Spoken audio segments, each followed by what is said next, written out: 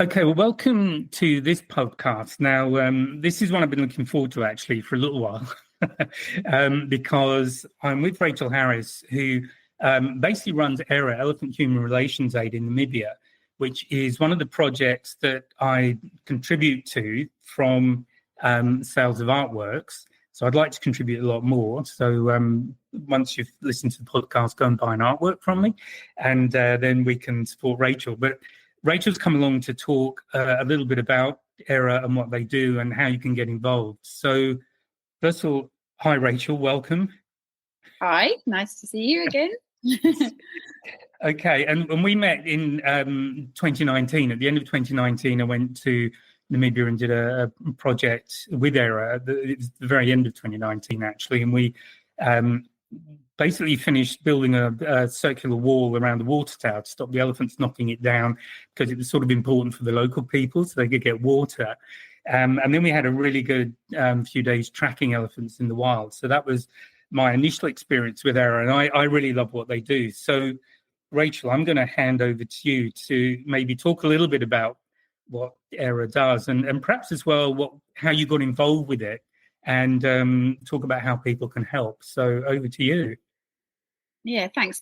So Graham, then obviously you joined on our volunteer project, which has been running since 2004. EHRA has been registered since 2003 here in Namibia as a not-for-gain NGO, not-for-profit organisation, and their volunteer trips, they started happening. They started happening really quickly after we were registered, actually. So I think it was already around mid 2024 that we were going every 2 weeks with volunteer groups. And at the time, volunteering as a way to travel was a fairly new thing. You know, we were only one of a couple of projects. And so we were just at the right time. So fairly soon we had groups every 2 weeks, which was fantastic. Not necessarily lots of people, but we'd always said we'd only take a maximum of 14, which is the same now. So we got started. And the main thing was, and why EHRA exists, is, like you say, it's all about helping people live with elephants. So conserving elephants, specifically and mostly the desert elephants that we have here in Namibia, as well as other populations now that we've got to know over the years that we've been operating, but make sure that communities are happy with elephants. You know, right. If they're fine with elephants, the elephants are fine. So living with an elephant can be a real pain, can cost you money, can be super dangerous, frightening, can put your life and your livelihoods at risk. So it sort of touches every area of your life that you probably don't want it to.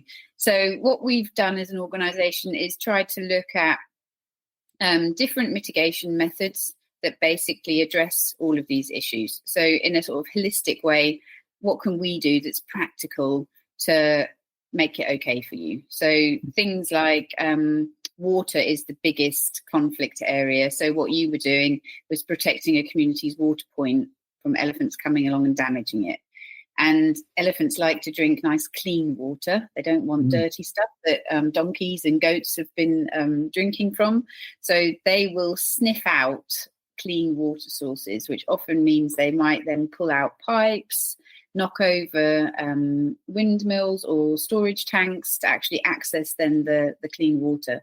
And people living in the area where we're working are living in a really subsistence way. I mean, you saw everyone's still living in huts made from, sticks and clay. So, it's a subsistence lifestyle, and you don't have running water. So these water points are of massive importance, of course. Yeah. So that's the main thing that we've been doing. And the volunteer project has been integral in that the whole way through. I mean, EHRA was really born with the idea of having volunteers to get this work done. This was the most important thing that needed to happen. And what was interesting, and why I should have perhaps started with that, is that elephants weren't in these areas. And they had been gone for generations. Nobody really knows where, but they had been hunted so badly and poached basically out of the area during the war for independence. So they'd gone. And in the period in between, the previous, when it was still apartheid times, actually the communal areas of Namibia, they'd been arranged into homelands for the different tribes that we have. Right. And so Damara people had been moved into what was then called Damaraland, the main area where we're still working. And they had been set up with man-made water points and boreholes. So it meant then when elephants returned to the area, which they did in the late 90s, they then came across people who hadn't lived with elephants before, who had water points mostly served by windmills, which were these very delicate structures. And of course, there was loads of conflict. People were terribly scared and, rightfully so, not really willing to live with these elephants that they knew nothing about.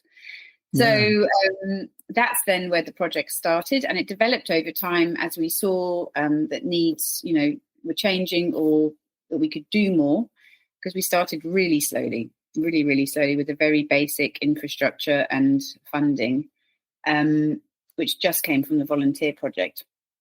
And then we saw that, okay, we need to add education to that because people didn't know what to do when elephants came. Often were doing the wrong things, shouting, screaming, throwing stones at elephants. There were beliefs that elephants want to eat you, that if they see you, they're going to kill you. And so we've done massive work actually with our education project called the Peace Project, to basically give people the info they need that they can feel like they can handle elephant visits. So because when I was with you in 2019, when we were camped out doing the building the wall around the water tower, we had a local family stop by and chat to us because they were going off for a walk.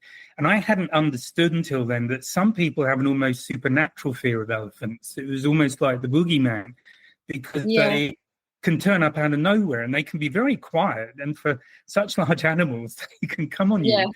And I hadn't appreciated that level of fear around them until I was speaking to these people. Yeah, definitely. And people have been killed by elephants. I mean, not a lot in our area, but they have been. And most likely, probably in the area where you were, it wasn't that long before, I think, that somebody, late at night was out and did bump into elephants. Right. I think they'd known this person because we were talking about it. Yeah, so that, that is a reality of it. So that education is really important. And we've extended that a bit now that we also have an elephant guard system where we have people from the local community who are the first point of contact in an elephant emergency. It might be that there's elephants visiting your farm and you don't feel like you can handle it, or you might have a vegetable garden that the elephant guard would then go and sleep over and actually then, keep you guys safe. Especially when we see elephants are, going to farms where we know we've got vulnerable people living, old people on their own. We might have vegetable gardens, actually. So they're doing that. They'll fix up any damage that's done quickly if they are able to, and also extend with the training as well. So that's having a huge outreach. And I think that just makes people feel secure, which is what we all really need, isn't it? So we've been, so that's those programs are brilliant. And then to look at the financial aspect, we've been replacing what most farms have now are these diesel pumps, but then it means you have to go to somewhere to get diesel, and you don't have a car. You might have a donkey cart, but you might not, and you may or may not have money. So if elephants come along and drink all the water that you've pumped with your last bit of money, that's not really fair. Fair or funny. Then you've got a problem then for your own livestock yourself. And then that whole process has to start again of getting yourself to the town and getting money, etc. So that was really annoying everybody. So we've been replacing these with solar pumps. Okay. I mean, it's a no-brainer. We've got loads of sun. That's been a big game changer because people suddenly see that the elephants have brought these pumps. It's like a trade-off. So that's been really good, I think, PR for the elephants, that they are providing some form of compensation, if you like, because to have free water is just a fantastic thing, isn't it?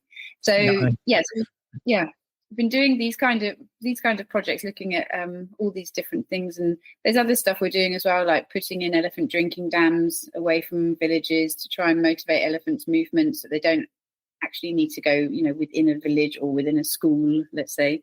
So those are really good. And then, and I guess now we've also stepped into the world of technology as we progress. So we've got elephants with satellite collars on, so we can see from our phones, from WhatsApp messages, where elephants are moving.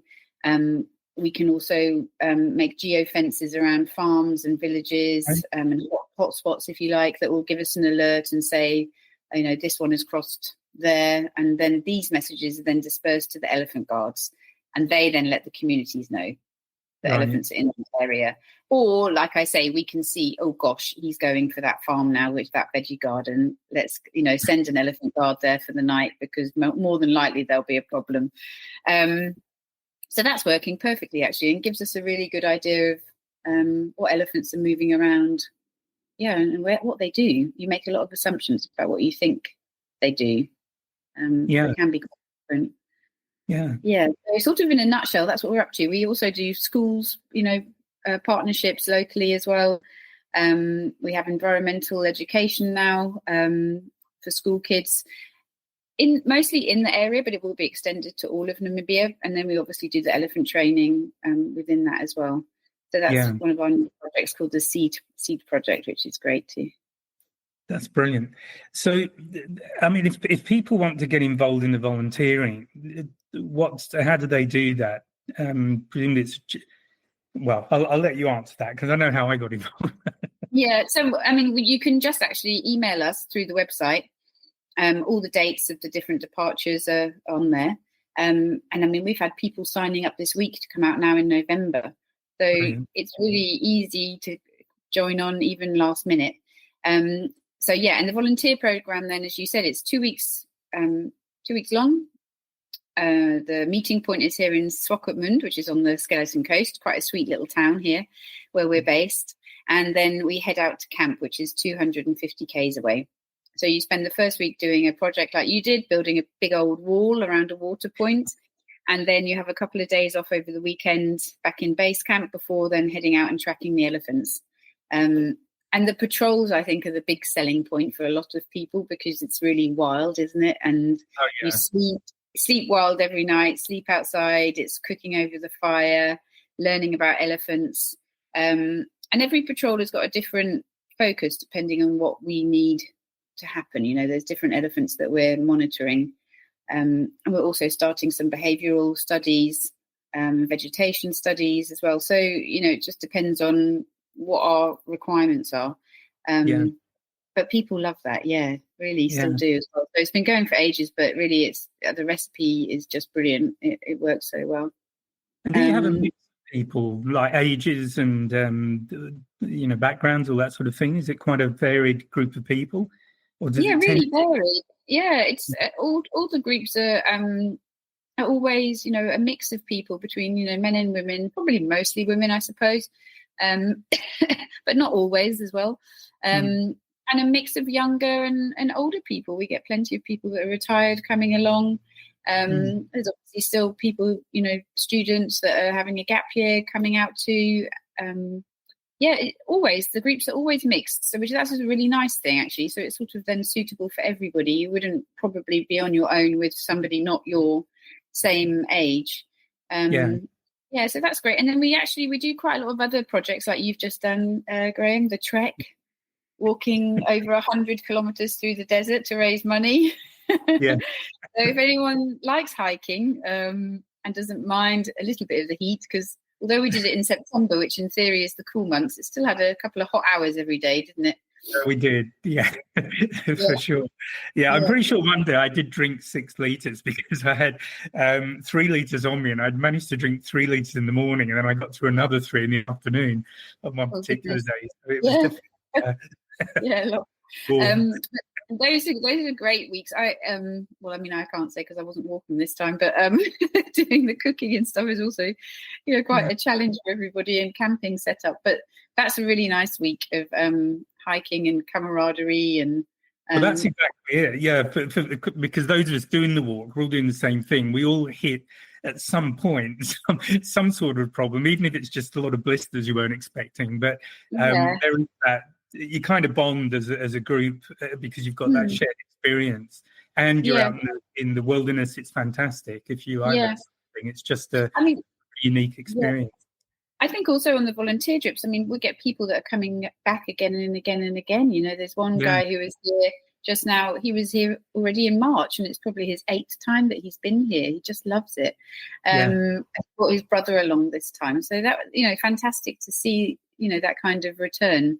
And I think people really make, amazing relationships and friends with people. We've had lots of marriages going on through it. And also on the trek, we had a couple, didn't we, that met on the volunteer. Right. Yeah. So, a lot of like-minded people coming together. If you're interested in conservation, I think it's a really nice way to travel. And then we also, we have other trips. There's all women expeditions, which we've just finished, slightly less intense on the hiking. I'm sorry. And and then we have family volunteering in August. Those are great trips as well if people have got younger kids. Really fun, like adventure and survival stuff for the kids, and working at a local school for a few days before going out to the elephants. And we have schools that come over as well, and universities. So there's quite a lot of ways to actually engage with us. And we have nice campsites if you're just here on holiday, and a nice information centre that people can come and visit too. So the information centre is amazing, because that wasn't there when I was with you before. And in fact, the camp, the base camp where I was, that was sort of different. Because that had to be, you had to rebuild some of it, didn't you? Straight after COVID, we had a huge freak flood through our camp, which basically washed most of our belongings, including a car and trailer, down the river. Wow. And we had just finished this education centre, and that also got totally, not totally destroyed. It's not true, not totally destroyed, but pretty well damaged, that we had to kind of start from scratch. So all of that is now up and running again. We're back on our feet. And the information centre is open to tourists, but it's also there for an educational resource for the Peace Project participants, the adults that come to learn about elephants, and also the kids that are coming through on the environmental education programme. And as you say, we've got a couple of great campsites. So if people are even just coming to Namibia on a holiday, then welcome to drop in and see the centre, or even camp with us if they're on a camping holiday. Yeah, well, the base camp is great to camp because you sleep out in the open if it's dry. There are tents if it isn't, but you've got shower and all the other sort of facilities there if you want that sort of thing. But also you're sleeping out by the river, which has been dry the times I've been there. Well, it was actually muddy on occasions. I think there'd been quite a lot of rain the week before, but it's mostly because it's sort of a highway, isn't it? That river, most when it's dry. The elephants, or the desert population that we have, they're really using these ephemeral river systems, just walking up and down basically, and then feeding from the big anna trees as they're going along. So the base camp has got a wonderful platform in it, hasn't it, in the tree where you can sleep. So if the elephants come past, it's quite nice because you're up high and up safe. That's a wonderful thing if you're lucky enough to get them coming through there. Not that they're into base camp. When I was volunteering in 2019, they actually came in. We could see them up on the bend in the river where it then goes out of sight. And they gradually came down and they drank from, I think it's called, was it the swimming pool, or I don't know what it was, but it's like a pool there. It's full of tadpoles and things. But they all came in. But I think probably people also swim in it, So we were just very quietly watching them, and they were, I can't remember how long they were there for, but 20, 30 minutes, something like that. And then they wandered off down the river. So we just had an amazing experience of them coming right into the camp. No, it's very special if you get to see them like that. Really wonderful. Oh, yeah. Yeah, really nice. Yeah, we're lucky. So in terms of, so I'm just going back to my questions here. What sort of achievement? What are the achievements that you're most proud of that EHRA's managed to do in the time that you've been involved? Well, I guess the biggest achievement has really been helping people accept elephants and having, really huge amounts of people that are now choosing to be tolerant over hatred, which I think is amazing. And so, and I think although the specifically the desert elephants, they're having a tough time. We're in a drought now. Although if you're a tourist, you might not really notice it so much. But in terms of vegetation, it's hard on the elephants, and they're, we've got high calf mortality, really bad. We've had a few elephants that have been sick recently. One just died yesterday. So there's that was actually the leader of the herd as well. So they're having a tough time. So it's not that I can sit here and say we've had a huge impact on their population, but I think if we weren't here, it would have been even worse. And I think the whole aim of EHRA is really to try and address this unbalance between humans and wildlife. We were living, as one, and this got totally messed up, basically, by the colonialists coming in here and stuffing up, which was a fantastically working ecosystem previously. So I think for EHRA, we're really trying to put that balance back into nature and be able to leave one day and stop working and know that we have created an environment where people are able to handle living with elephants again, and that we're not needed. That is the main aim of EHRA. It's to sort of run ourselves to the point where we're redundant and actually everyone can handle it themselves. So I think we've made a huge difference in a lot of people's lives, and definitely in the conservation of elephants, and indeed the status of the elephants, to make sure that the government and decision makers understand how valuable these elephants are and how few are left. And at the beginning, it took a long time to convince decision makers that this population of elephants, they might be moving around, but it's the same ones. It's not all different elephants. And unfortunately, hunting is still a reality here, although that hasn't happened on the desert elephants for a long time.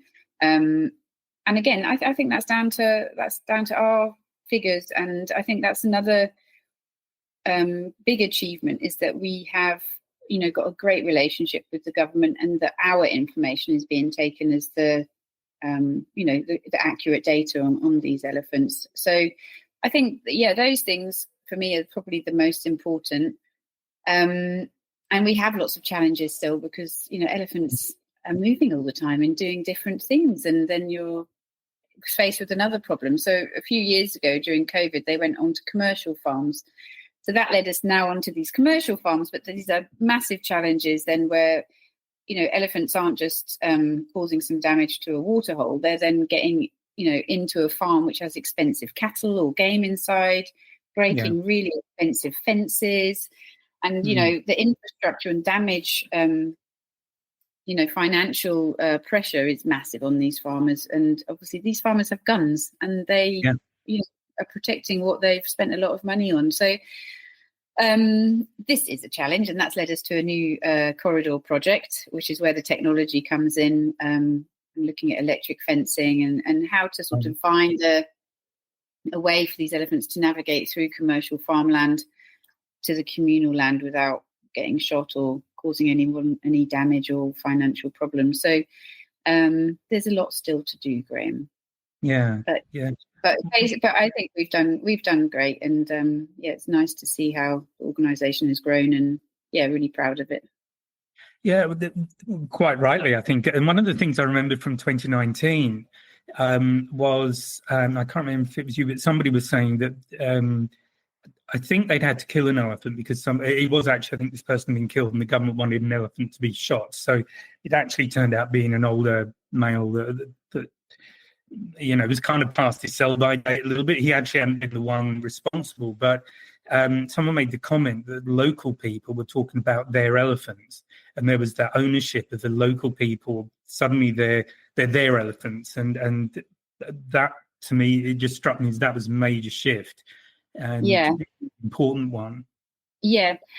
And that's talking about this elephant that was famous called Voortrekker. And he was like the pioneer of the elephants coming back into the area. And it was shocking that he got shot.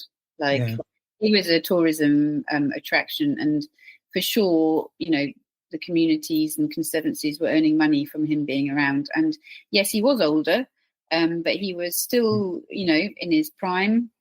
Yeah, one of the only breeding bulls, and there was no excuse for them to have shot him. It was disgusting, to be honest, and but quite rightly so.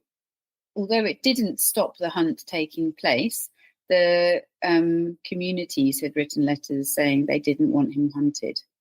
So that was different because they recognised that these elephants are providing them with employment because there's tourism opportunities around. There's solar pumps coming in. We're pumping loads of money into local schools. There's a big benefit for having these elephants around, more so than having them dead and just having some meat. People will actually eat elephants, of course. And that's just, I think, just long term. The attitude towards the elephants has changed, and and like I said, people are tolerant and see value in having them. So Yeah. So the final thing I was thinking of was how do people help? So we've spoken about volunteering and treks, but there are other things as well, aren't there, that people can do if they're perhaps not able to go to Namibia? You can sponsor an elephant. You're doing those kind of things, or you can adopt an elephant online. If you go to the website again, there's a big button that says adopt an elephant, and you can read all about, I think there's like 10 or 12 elephants on there that are available to adopt. So you can read about their different personalities. It's all because we've been here for 20 years. We know each and every elephant, and we know their family tree. So it's been quite a nice exercise writing that up and sort of presenting these different personalities. And you can see who resonates with you and adopt those ones. So that's £50 for a year's adoption, and then you get a certificate and an info pack and photos, and then an update once a year. So they can do that. And we're also registered as a charity in the UK. It's easy to donate through the website as well, if people want to do that. And you can also say if there's a particular project that you'd like your money to go towards. Okay. Yeah, that's great. I mean, obviously I recommend it. I certainly wouldn't have gone back for a long walk if I didn't. But it is a whole, if you do the volunteering, and I think for older people as well, if you're not up to some of the more physical work, it's not a big deal. You just do what you're capable of. And because it's about enjoying it. Yes, exactly. And I mean, like I say, there's lots of retired people that come and do the volunteer project. And, the idea is to work as a team. So you don't have to lift the heavy stuff if you can't do it. There's loads of smaller jobs. And next year, we actually want to start a shorter trip, which would be more focused on learning about elephants and tracking skills. So still going out and doing the wild camping, but with less of the intense work. But there's a lot of people who have volunteered who I think really get into learning about elephants because they're so fascinating. Like I said, we're going to start these behavioural studies as well. So I think that would be combined as a shorter trip that people can do, which would be mostly vehicle based. Yeah.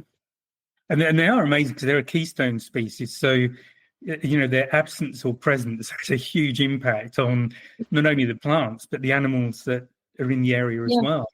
So down to the little beetles living off the dung. Yeah, they're really important to be there. Yeah, so it's just a case of trying to keep them there. Yeah, and the desert elephants are interesting because there's other elephants close by, and they don't come into these very far west areas of the riverbeds. That's just the desert elephants that do. So, if they're not there, there won't be any other ones coming in. Right, yeah. So that's why, there really is such a big importance on protecting these guys, because if they're gone, that will be it, which is, sad, like you say, for the ecosystem. They're needed. So, we keep trying and do our best. Yeah. Well, brilliant. Well, thanks very much, Rachel. Is there anything else you'd like to add before we disappear? No, I don't think so. You've obviously got the details of the website, and I'll put that in the link in the information for the podcast. So anyone who is interested can just jump on and have a look at what Rachel's team are doing and get involved. Yeah, and also maybe also put in the social media. It's hashtag EHRA Namibia is Facebook and Instagram, because we're really really good on the social media, and I think that gives everyone a good idea of what's happening at any point in time here, and give you, if you are interested in volunteering, you'll see some good videos and feedback on there, give you an idea. Fantastic. All right, well, thanks, Rachel, and good to have you. It's good to get this together. Yeah, see you out here next time. Yeah. You don't have to walk next time. I'm not going to do such a long walk. It was, I think, what was it, 105 or 106 we finished up doing? Yeah. I'm glad I walked. Yeah. Okay. Thanks, Rachel. Thank All right. Bye-bye. Bye. Thanks, everyone, for listening. I'll talk to you in the next podcast. So bye for now. Oh, and just one more thing before you go. Just remember to drop any comments that you have or questions, and I'll get back to them in a future podcast. And remember that there's a new podcast every Friday. So if you've enjoyed this one, please remember to like and subscribe and join me on my mailing list, and you'll get a heads up about the latest podcast. So bye for now.